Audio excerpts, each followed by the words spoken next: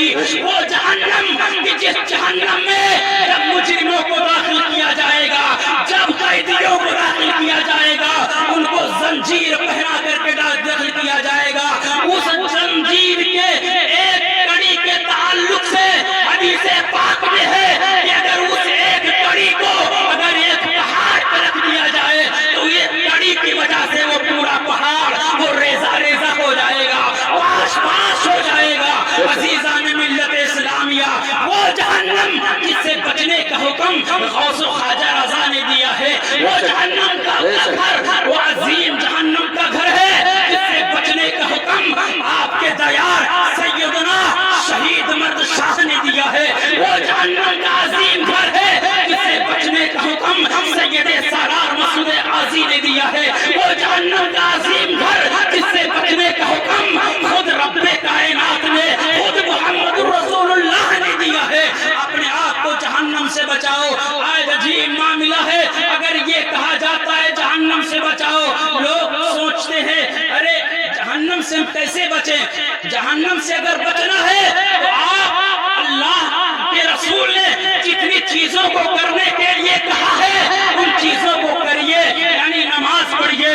آپ نماز پڑھیں گے اپنے آپ کو جہنم سے بچائیں گے۔ اللہ کے نبی نے کہا روزہ رکھو، آپ روزہ رکھیں گے اپنے آپ کو جہنم سے بچائیں گے۔ اللہ کے نبی نے کہا ہے زکات دو، اگر آپ زکات دیں گے تو اپنے آپ کو جہنم سے بچائیں گے۔ اللہ کے نبی نے کہا حج کرو، اگر حج کریں گے تو اپنے آپ کو جہنم سے بچائیں گے۔ اللہ کے نبی نے کہا ہے کہ مومنین کو تکلیف نہ دو، ایک دوسرے مسلمان کو تکلیف نہ دو، ایک مسلمان بھائی کو اذیت رسانی نہ کرو۔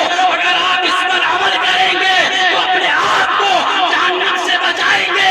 اگر ان تمام ساری چیزوں پر اگر عمل نہیں کریں گے تو اپنے آپ کو جہنم میں داخل کر دیں گے۔ عزیزان ملت اسلامیہ، آج لوگ اپنے جان کی فکر میں ہے، آج لوگ اپنے مال کے فکر میں ہے۔ لوگ کھیتی کرتے ہیں، کھیت میں جاتے ہیں، نماز کا وقت ہو جاتا ہے، ان سے کہا جاتا ہے نماز پڑھ لو، بولتے ہیں کیا میں نماز پڑھوں؟ اگر میں نماز پڑھنے جاؤں گا تو ہماری کھیتی میں پانی کون ڈالے گا؟ ہماری کھیتی کا کام کون کرے گا؟ یہ کام کون کرے گا؟ وہ کام کون کرے گا؟ عزیزان ملت اسلامیہ، آپ نہ اپنے مال کے مالک ہو اور نہ آپ اپنی جان کے مالک ہو۔ آپ نہ اپنی جان کے مالک ہو اور نہ آپ اپنے مال کے مالک ہو۔ یہ ہم صرف زبانی نہیں کہتے، زبانی ماخذ نہیں ہے، علماء یہاں تشریف فرما ہے۔ اٹھاؤ سورہ بنی اسرائیل آیت نمبر 111، اللہ ارشاد فرماتا ہے ان اللہ اشترى من المؤمنین انفسهم واموالهم بان لهم الجنہ، بے شک پروردگار نے مومنین سے ان کی جانوں کو اور ان کے مالوں کو خرید لیا ہے۔ کس کے بدلے میں؟ بِأَنَّ لَهُمُ الْجَنَّةِ، جنت کے بدلے میں۔ لہم میں جو لام ہے یہ تعلیلیہ ہے، لام تعلیلیہ۔ تو ہماری جان، ہمارا مال یہ بک چکا ہے۔ آپ اپنی جان کی فکر نہ کریں، نہ آپ اپنے مال کی فکر کریں۔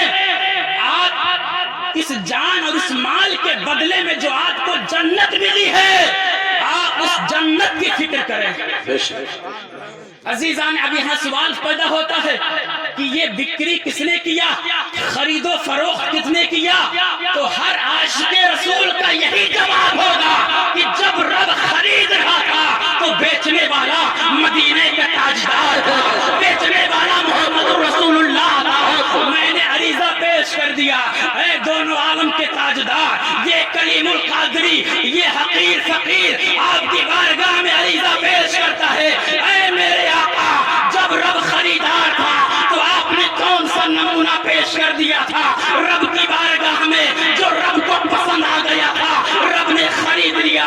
یہاں پر ایک رک کر کے بات مثال کے طور پر میں آپ کو سمجھانا چاہتا ہوں۔ آپ لوگ تجارت کرتے ہیں، آپ بہرائچ جاتے ہیں اور اکونا جا کر خرید و فروخت کرتے ہیں۔ حضرات، جب لوگ خرید و فروخت کچھ چیزیں خریدنے کے لیے جاتے ہیں تو سب سے پہلے خریدنے سے پہلے اس چیز کو چیک کرتے ہیں، یعنی سب سے پہلے اس کو چیک کرتے ہیں۔ مال اچھا ہوتا ہے تو اس کو لیتے ہیں، مال اگر خراب ہوتا ہے اس کو واپس کر دیتا ہے۔ اگر مال زیادہ اچھا ہوتا ہے تو لینے والے زیادہ یہاں تک کہ بورا 2 بورا لیتے ہیں، کنٹل 2 کنٹل لیتے ہیں، پورا کا پورا گاڑی لے لیتے ہیں۔ حضرات گرامی، میں نے عرض کیا اے میرے آقا، جب رب خریدار تھا تو رب کی بارگاہ میں آپ نے کون سا نمونہ پیش کر دیا تھا جو رب کو پسند آ گیا اور رب نے خرید لیا؟ اللہ کے نبی جواب دیتے ہیں اے کلیم القادر سن، جب رب خریدار تھا تو میں نے نمونے میں خبیب کی جان کو حاضر کر دیا، میں نے نمونے میں حضرت حسن حسین کی جان کو حاضر کر دیا، میں نے نمونے میں صدیق اکبر کی صداقت کو حاضر کر دیا، فاروق اعظم کی عدالت کو حاضر کر دیا، عثمان غنی کی شجاعت کو حاضر کر دیا، مولا کائنات کی شجاعت کو حاضر کر دیا۔ سبحان اللہ سبحان اللہ، نعرہ تکبیر، نعرہ رسالت، علماء اہل سنت، جشن اویس قرنی، سبحان اللہ سبحان اللہ۔ تو آپ بک چکے ہیں، آپ کے جان اور مال کے بدلے میں جو آپ کو جنت ملی ہے، آپ اس جنت کو بچانے کی کوشش کریے، آپ اپنی جان کو نہ بچائیے۔ اگر آپ کی جان جا رہی ہے اور اس کے بدلے میں اگر مسجد کے محراب بچ رہی ہے تو آپ اپنی جان کو دے دیجئے اور مسجد کے محراب کو بچا لیجئے۔ اگر آپ کی جان جا رہی ہے، اگر کسی مسلمان بھائی کی جان بچ رہی ہے، اگر کسی مدرسے کی آبرو اگر بچ رہی ہے تو آپ جان کو دے دیجئے اور اس کی آبرو کو بچا لیجئے، مسجد کے مینار کو بچا لیجئے۔ عزیزان ملت اسلامیہ، اگر کسی عورت کی آبرو لٹ رہی ہے مال کے بدلے میں تو آپ مال کے مالک نہیں ہیں، مال کو دے دیجئے اور اس کی آبرو کو بچا لیجئے۔ اسی میں یہاں بھی کامیابی ہے اور وہاں بھی کامیابی ہے۔ عزیزان ملت اسلامیہ، آخری بات تو اس کا میں نے آپ کو بتانا چاہا کہ آپ نہ اپنی جان کے مالک ہیں نہ اپنے مال کے مالک ہیں، آپ اپنی جنت کے مالک ہیں۔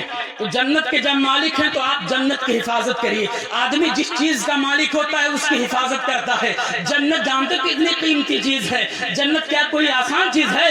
بہت عظیم چیز ہے، بہت اچھی چیز ہے جنت۔ حضرات، سونے چاندی اس کے مقابلے میں کیا ہے؟ آپ کے گھر میں جب سونا آتا ہے اس کی حفاظت کرتے ہیں، چاندی کی حفاظت کرتے ہیں جو یہ دنیاوی چیز ہے۔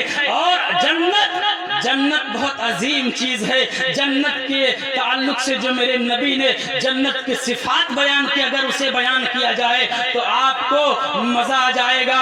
اس کی جنت میں حوریں بھی ہیں، جنت میں نہریں بھی ہیں، جنت میں دودھ بھی ہے، جنت میں محلات بھی ہیں۔ حضرات، میں تفصیلی گفتگو نہ کر کے اب یہی میں سمیٹنے کی کوشش کرتا ہوں۔ رب قدیر جل مجدہ الکریم کی بارگاہ میں دعا ہے کہ پروردگار اس مجلس کو اپنی بارگاہ میں قبول فرما، اور اس مجلس میں جن لوگوں نے دامے درمے سخنے قدمے جس بھی طریقے سے حصہ لیا ہے پروردگار اس کو اپنی بارگاہ میں قبول فرما، اور یہاں پہ جتنے لوگ بیٹھے ہیں سب کو صوم و صلاۃ کا پابند بنا، والدین کے ساتھ حسن سلوک کرنے کی توفیق و رفیق عطا فرما، اور خاص کر پروردگار مسلک اہل سنت والجماعت یعنی مسلک اعلی حضرت پر چلنے کی توفیق و رفیق عطا فرما، سختی کے ساتھ اس پر عمل کرنے کی توفیق و رفیق عطا فرما، اور تمام تر وہابیہ دیا بنا غیر مقلد ان تمام فرقہ باطلہ سے بچنے کی توفیق و رفیق عطا فرما۔ وآخر دعوانا ان الحمدللہ رب العالمین۔ السلام علیکم۔